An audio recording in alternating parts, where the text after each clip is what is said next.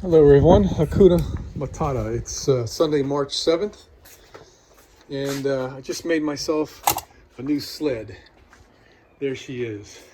It's beautiful. A little smaller than I would have liked, but it's going to be fine. So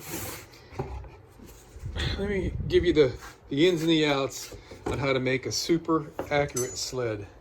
So here's my old sled. It's seen better days. It's about 20 years old. But here's the reason why. It's just worn out, man.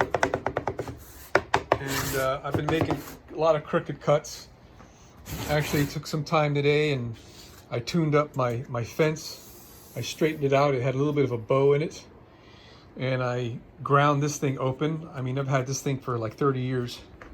And I finally ground open some of this so you can actually see what number you're on.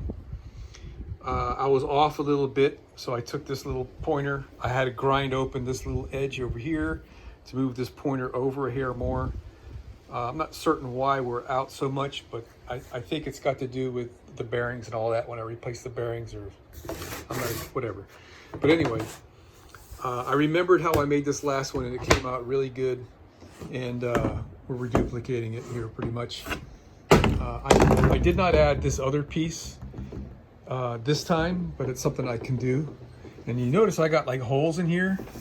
I've been over the years using got a piece of a screw still in there, using this sled with jigs to do angle cuts. You see the lines on here and the holes. I had a ceiling molding that there's another line here, and with the ceiling molding you've got to do a compound. You can cut ceiling crown molding with the table saw by tipping the blade at an angle and tipping the work at an angle, instead of using a miter saw with a compound. You can do it on a table saw, and I like the table saw method much better.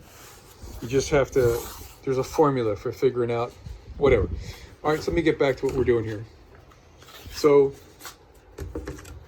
the first thing I did is, where'd she go?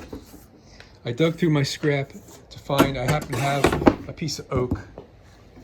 And this is why I'm limited in length, because this is the longest piece that I had.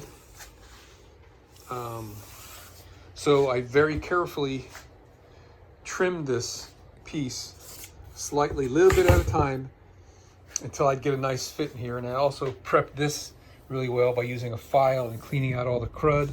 And actually it was a hair tight right here, which was kind of interesting. So when I had this piece fitted, I cut my sheet of plywood to fit what I wanted. And I cut the piece of plywood a little bit bigger than the cut. It was overhanging about 1/8 over here. Well, I positioned it over there, let's just say that. So then I needed to glue this piece on here. And the way I did that is I used the back edge of my table saw as a guide, which I'll show you here. It's not exactly true to the groove. I'll come back to that. So I took some pieces of just cut off parts like that and put it underneath, so that the little oak piece of wood would be up higher than this. And it did have a little bit of bow in it, and I set it with the bow up in the middle, so when these guys were in there I could push down on the plywood and get good contact all the way. All right, so then I took a single bead of super glue and put it on top of that oak piece, and I set this piece of plywood on top, lining up this edge of this piece of wood with the edge of my table saw, and overhanging about 1/8 of an inch. And I sat there and held it for a couple minutes until I could feel the glue kick off. It gets warm when it kicks off. And then I gingerly lifted it out of the groove. I flipped it over and I gave it a few shots of zip kick just to make sure that the glue was nice and cured. So now with this thing permanently attached to the wood. I flipped her back over and I took a cut and I cut off the excess here. So now I got a nice perfect line on here, which this gets beat up over time. You can see there's a little ding right over here. And that's when you shut this saw off, the motor slows down to the speed that where the start winding switch goes back into start. It jars the motor and the blade gets a little wiggle in it. It's done that since it's new, so I'm not trying to fix that. But anyway, so now we get the plywood is attached to the little spline piece here, and we got a nice slide. Now, all that is very simple and easy work to do, and none of it is critical. The critical piece is attaching this. So you can see I got a hole here. I drilled myself a hole tight enough that this little, I was digging for stuff. This is like a number 832 screw.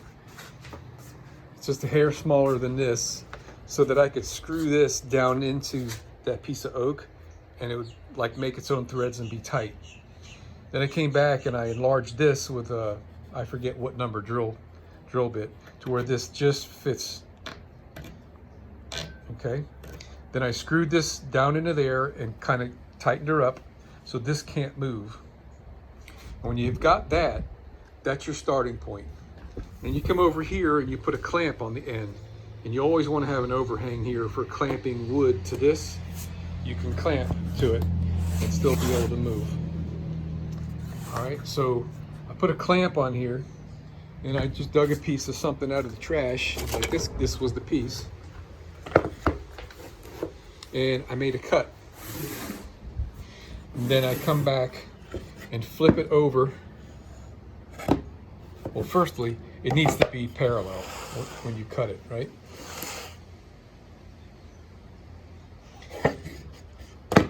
And when you flip it over, you check your cut, and you set the blade so it's just barely trimming. And you observe how much of a trim it is. The larger the piece of wood, the better of a test you're performing. Okay? And when you find out how much you're off, and you just kind of eyeball, you loosen your clamp and you move this guy, and you just keep doing that over and over again until when you flip this thing over, it gives you the exact same distance trim. When you've got that, then you take your pencil. You can still see my pencil line in there, or I can anyway. Get the light right. The pencil line. Okay. Once you've got your pencil line, there's your square, right? So take the screw out. I lifted this up. I put 3 little beads of super glue, and then I position this thing back, right back on the line. Put my clamp over here at all this end, and I laid on this thing for about a minute or so, and waited for that glue to cure. Bada bing. Nice, perfect sled. Makes perfect 90-degree cuts, and this will last me, if it lasts me half as long as this guy did, I'm in great shape. All right, so check it out.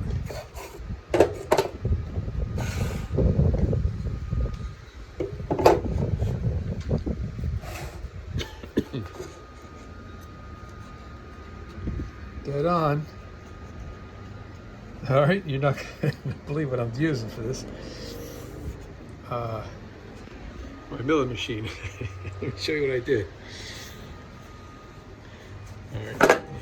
Okay, this is the other piece I want to cut, and this is the inside of the drawer. Oh, you know what? I should put.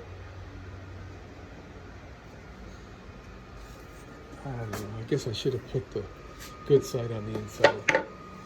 So I got this jig all set up. I created this piece of scrap here, clamped it in place. This is my stop. I've got my machine all dialed in. All I gotta do is hold this down in the vise.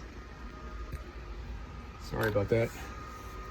tighten the vise, and make a cut. With this stop here, this all the way in the bottom of the vise, it's going to make the cut exactly in the right spot. And if I go slow, it looks like it doesn't chip that start. So let's just give you a little bit of live action here. And once the chip, or that blade is going clockwise when you look at it from the top. So it's trying to pull out that edge on the far side. Alright, we got it. And that's just a regular router bit.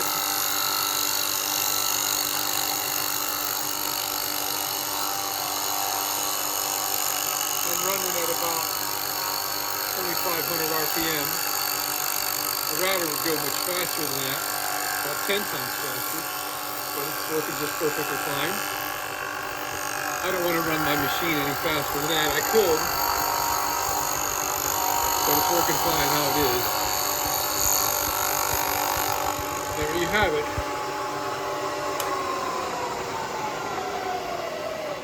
So now we just have to loosen our vise. Flip our board around.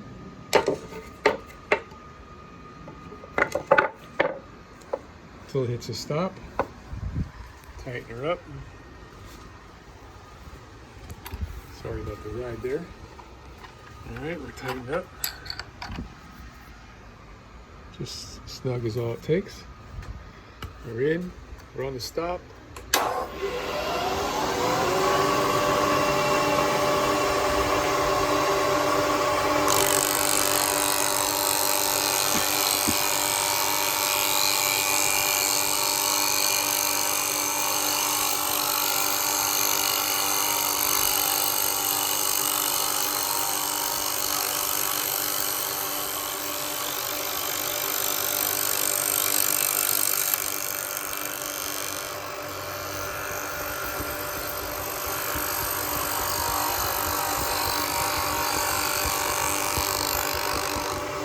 Doesn't get any better than that. All right, let's go mock up our drawer. I'm gonna hit this with some sandpaper. Hold on. All right, man. So we're gonna make the front and the back this way because when you slam a drawer, it tends to want to pull the front off. And this will be the stronger joint for that because it's a side force. If we had this on the front and we slam the door, it's just going to try to pull that joint loose. So this is the drawer. This is the front, back, two sides. I'm going to put 2 screws here and glue this thing together, and that'll be the frame. But before I do that, I'm going to put a groove around all the bottoms, insert the bottom, and when you insert the bottom, if that's a very close fit, it makes sure that your drawer is perfectly square or rectangular, not trapezoidal. And we're on the way.